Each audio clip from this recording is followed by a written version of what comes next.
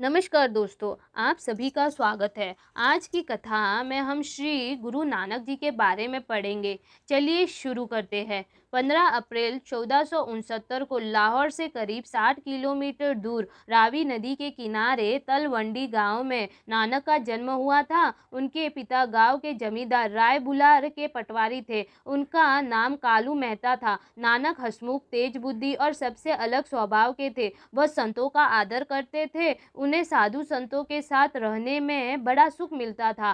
कहते हैं, एक बार जब नानक सो रहे थे, एक सांप वहां आ पहुंचा। लोगों को यह देखकर आश्चर्य हुआ कि सांप काटने के बजाय फन उठाकर नानक के मुंह के सामने खड़ा रहा। इस घटना से प्रभावित होकर राय बुलार भी उनका आदर करने लगे।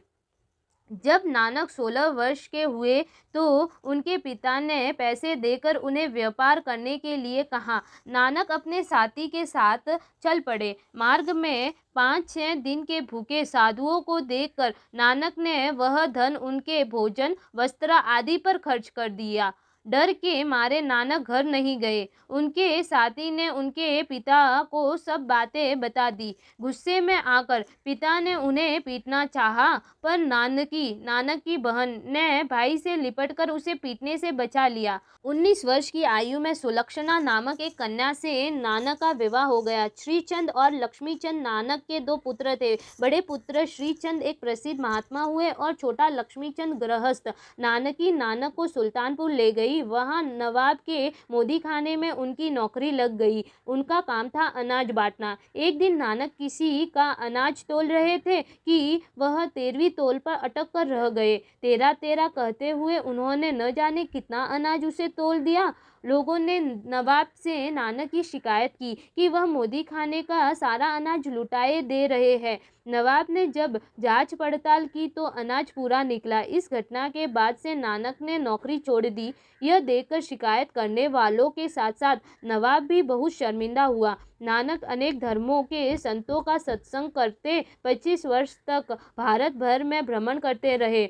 पंजाब में वह हिंदुओं, मुसलमानों, पीरों फकीरों से मिले। भारत व विश्व की उनकी 4 यात्राएं बहुत प्रसिद्ध है। नानक देव जी पहली यात्रा में अमीनाबाद, सौदेपुर, हरिद्वार, दिल्ली, काशी, गया आदि स्थानों पर धर्म का प्रचार करते हुए जगन्नाथपुरी पहुँचे। दूसरी यात्रा में वह दक्षिण की ओर अर्बुदा गिरी, रामेश्वर, सिंहल द्वीप आदि स्थानों पर गए। उनकी तीसरी यात्रा गढ़वाल, हेमकूट, गोरखपुर, सिक्किम, भूटान, तिब्बत की हुई।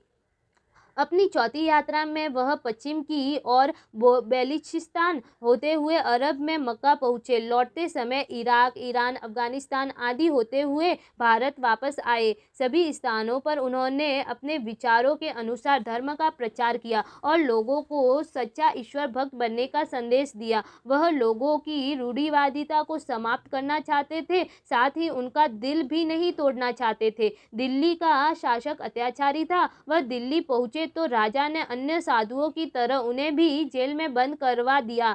उन्होंने खुश होकर वहां चक्की चलाई। सारे साधु प्रसन्न रहने लगे। अन्य मुसलमान फकीरों के कहने से नवाब उन्हें छोड़ने को तैयार हो गया।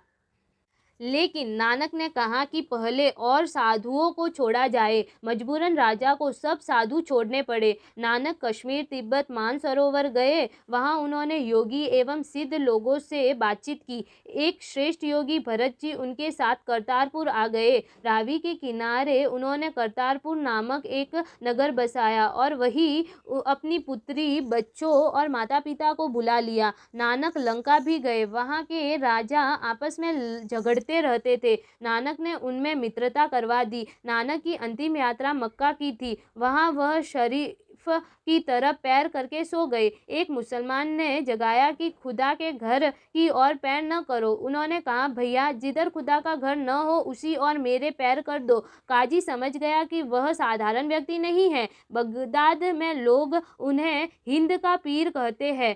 काबुल होते हुए नानक फिर भारत लौट आए। काबुल में नानक बाबर से मिले। बाबर भारत पर चढ़ाई करने की योजना बना रहा था। नानक जब करतारपुर वापस आए तो सुना कि बाबर अत्याचार करता हुआ भारत आ गया है। नानक अमीनाबाद, सौदेपुर पहुंचे और वहां हजारों बेगुनाहों के साथ पकड़ लिए गए। पकड़े गए सारे लोग उनके साथ प्रसन्न रहने लगे। नानक ने बाबर को खूब खरी खोटी सुनाई। बाबर ने सारे कैदी छोड़ दिए और मारे डाले गए लोगों के लिए पश्चाताप किया। 1538 ईस्वी में नानक ने अपने एक सच्चे शिष्य लहाना जी को अंगद नाम देकर गद्दी पर बैठाया। उसी वर्ष उनकी मृत्यु हो गई। हिंदुओं ने उनकी समाधि और मुसलमानों ने उनकी कब्र बनाई, परंतु रावी की लहरें दोनों को बहा ले गई। नानक ने जपजी साहेब लिखा है। श्री नानक देव द्वारा रचित पदों को गुरु ग्रंथ साहिब में 5वें सिख गुरु श्री अर्जुन देव ने संकलित कर दिया था। उससे उनकी ईश्वर भक्ति और महानता का पता चलता है। दोस्तों, यहीं पर वीडियो समाप्त होता है। यदि आपको हमारी कथा अच्छी लगी हो तो इसे लाइक और शेयर जरूर करें। ऐसे ही वीडियोस को देखने के लिए चैनल को सब्सक्राइब करें और वीडियो को अंत तक देखने के लिए आप सभी का धन्यवाद।